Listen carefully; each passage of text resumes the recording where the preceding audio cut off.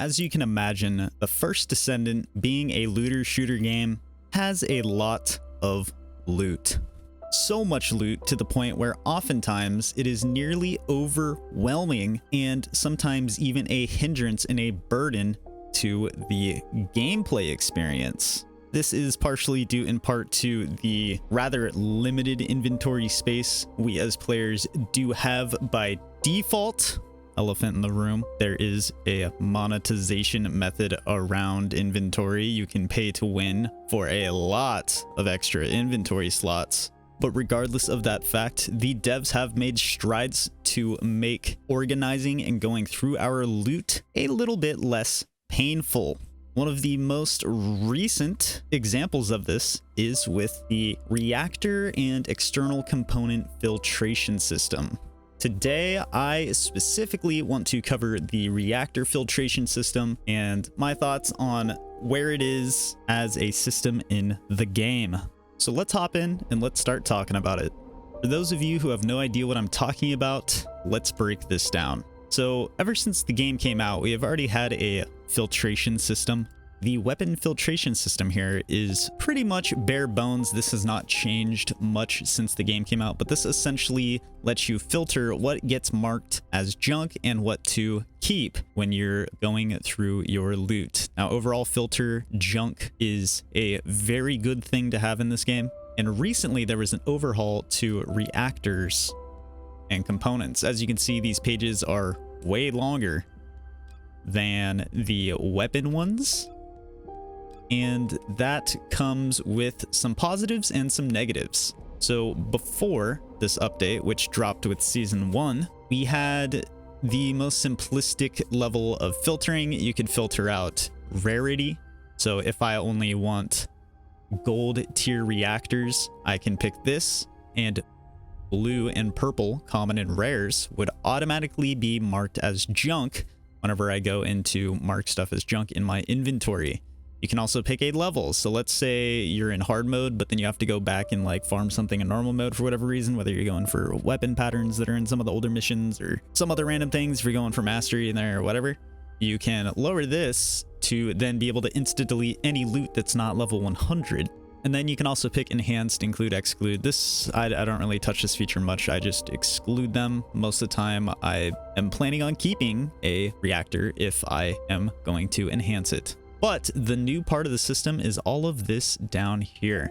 So we now can designate options to the random stat rolls that come on reactors. So there's a large pool, and this is actually a cool way to see what stats are available on reactors. So if you are a newer player or just less informed across the board on what type of stats can come on reactors, this can break it down for you here. This has every single possible role that can come on the reactor's secondary stats in the game. And what I mean by that is when I look at this here, skill critical hit rate and fusion skill power at the bottom, those are the stats that we're filtering here. So the power boost ratios and the mounting all come from focus farming in the right zones, which focus farming zones is a good system. However, as more weapons enter the game, the focus farming with random mounting is only going to make the reactor grind tougher and tougher to fight against the RNG of as things move forward in this game. But that's something we'll talk about in the future. So let's say today that I want to go for a Haley reactor that focuses on her one ability, which is her little ice turret thing that shoots things out.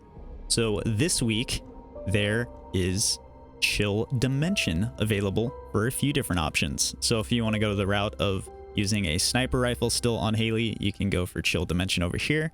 If you want to use a special rounds weapon like Clairvoyance for chill debuff, or in the future when the new scout rifle from the mid-season update comes out, that's going to be another chill focused weapon that sounds like it is built to synergize with Haley, I can go to one of these zones here. So this is the focus farming. So we pick that. We're in Timberfall here. If we go back into the junk filter, now we can sort of specialize in what I'm looking for to enhance this reactor for a potential build I want to go for. So to make things as simplistic as possible, what I do is I mark anything I don't want as ultimate, and what this will do is this will trash substats all the way up through ultimate tier of the substats you do not want, that you are not looking for. So we can get rid of all of these annoying boosts down here. I mean, you can't get rid of them, but you can at least filter them out to auto dismantle. So I don't want any of those. I'm looking more for utility based things. So the 4 perks that I'm looking for include a combination of cost, cooldown, critical hit rate, and critical hit damage. So these 4 options I have excluded from dismantling so that when I'm sifting through all of my reactors after farming some out, it makes it a lot easier to narrow down potential good rolls. Now, you can apply these settings and they autosave. Another really good feature that we would have very much not liked if it wasn't in the game is after you set all this up down here, it doesn't take effect if you have this set to unused. Dismantle all designated options unused. This bypasses all your filtration settings down here to where you will just auto mark your reactors to dismantle based on this stuff up here. So this is good when you're not actually focus farming a reactor, if you're just running through like some dungeons or doing some other random missions and aren't exactly focused on the reactors. But this will generally prevent you from having to like look through purples and all that stuff, etc. Now, when you hit use, it now applies this filtration system. So this will now auto mark for dismantle anything that I have set as ultimate here, and it will keep anything that have what I set to exclude as substats. The system is not foolproof. Let's say I get a skill cooldown reduction, but then it also has skill attack when attacking Order of Truth on it. It's not going to auto dismantle this, even though it has Order of Truth on there, because it has one I have set for excluding. So you can't hyper focus onto like it needs 2 of the stats within exclude dismantling. It only needs to have 1 set to exclude dismantling, but at least that narrows it down so that you can then check if those rolls are, you know, good or not, in the sense of having 2 useful substats for you or the substat you're looking for, but then some trash with it. Overall, this new system is a positive if you know how to use it. That's also part of why I'm making this video, is it can be a little ambiguous to understand exactly how the new filtration system functions. It is a good thing. It does help focus farm reactors a little bit better and be able to more quickly dismantle ones that you aren't looking for in your inventory, so that you have to spend less time going through the ones that you potentially are looking for. There are some other glaring issues with it that have arisen since they added this. So previously to this system, just like anything else, you can pick to dismantle anything that is lower than ultimate tier. So that will automatically get rid of any purple reactors if you're only looking for gold for the best mounting and highest skill damage bump. It would, by default, remove all purples so you wouldn't have to worry about them. With this new system, it no longer bypasses reactor tiers. When you mark all of these down here, any purples I get with skill cost, skill cooldown, critical hit rate, critical hit damage will remain in my inventory. Now, that is a more negative than it is positive. It is annoying to have to manually mark the purple tier reactors to get rid of them when you're doing this focus farming, as you have to go through and individually click them all in, which can be a little annoying. And I do think that needs some addressing. With this filtration system down here, you still need to be able to take into account and override all of these settings with the reactor tier up here. So that is an oversight and something that is, I believe, not functioning properly with the newly added system. This does not enhance the original system we had entirely. It makes some aspects of it worse, which is not good.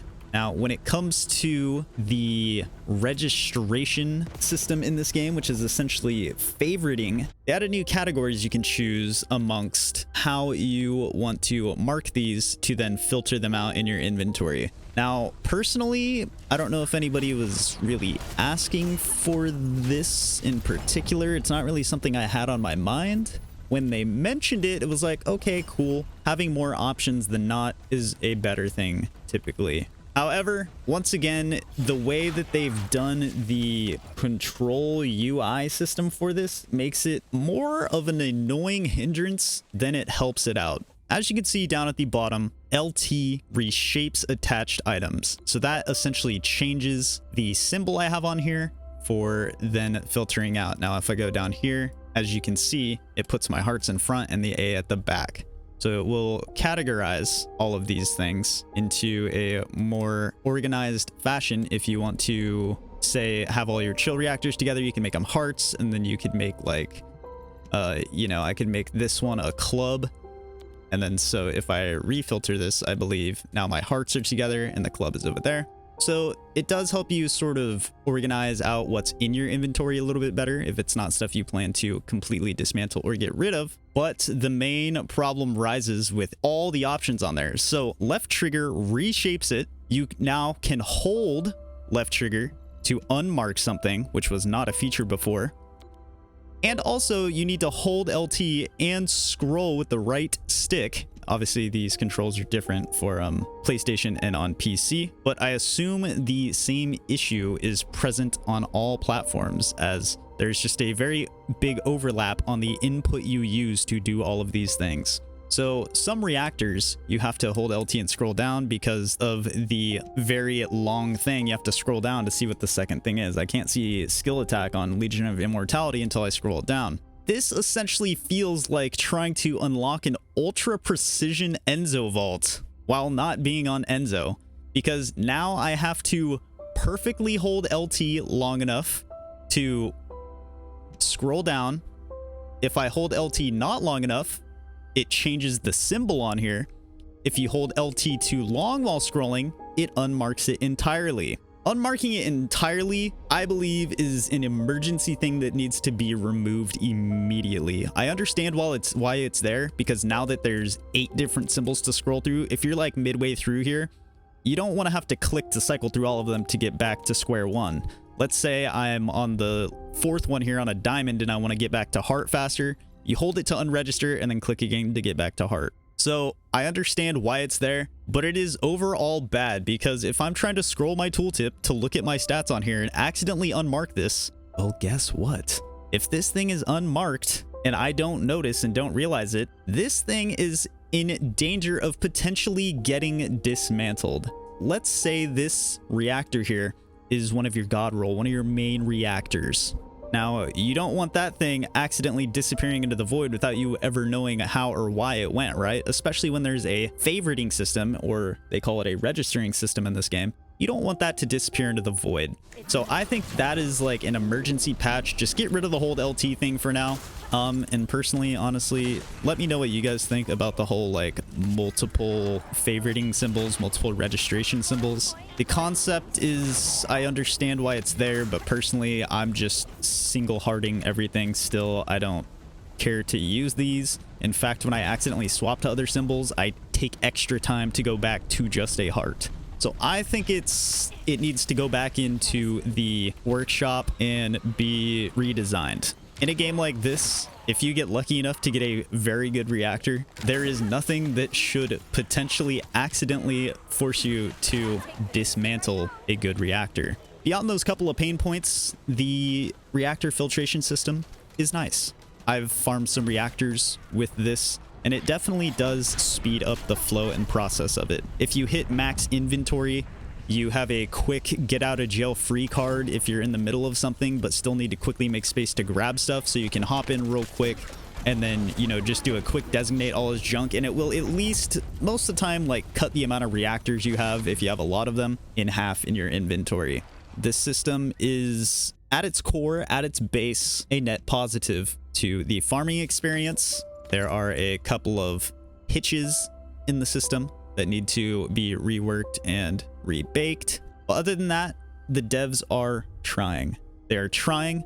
So as long as we continue to give feedback on these things, they can polish this stuff off and make it for the better. Wherever the feedback lies in the game, they are willing to consider readdressing, reworking, changing, and making every single aspect of the game better overall for the user experience. And I commend them for that. With time, we will have great quality of life, hopefully great, engaging, fun content, efficient farming, and less headaches overall in the game. I think that's all I really have to say on this topic today. This has been something that's been on my mind, and since it's a new feature in Season 1, it's pretty fresh in the game, and I wanted to throw out some feedback sooner than later on how I think this reactor filtration system can be improved, even though it already is better than what we had. Thanks for watching. I hope this video was either informative to you on how exactly this system works if you were confused on it. It is definitely worth using if you know how to use it right. Other than that, let me know your guys' thoughts on this system in the comments down below, your ideas on how to improve this, if you think anything else is bad with it, all of that. But until next time, stay grinding, and I'll catch you guys in the next video.